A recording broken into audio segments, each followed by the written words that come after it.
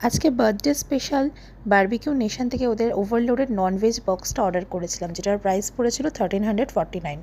তো কী কী আইটেমে ছিল সেটা হচ্ছে আমরা বার্থডে বয় থেকে জেনে নেব। তুমি বলো এটা কি আছে? চিকেন পোলাও, এটা এটা জিরা রাইস, ফিশ ফ্রাই, এটা এদিক থেকে এটা হচ্ছে চিকেন তন্দুরি, এটা হচ্ছে পনির তন্দুরি, না এটা ফিশ তন্দুরি, হ্যাঁ এটা পন্ড তন্দুরি, এটা চিকেন তন্দুরি, এটা মালাই কোপ্তা, না, এটা ডিম, এটা এগ মালাই, এগ মালাই, এটা এটা চিকেন চিকেন বাটার চিকেন, এটা চিকেন, এটা মাটন, এটা এটা হচ্ছে পরাঠা।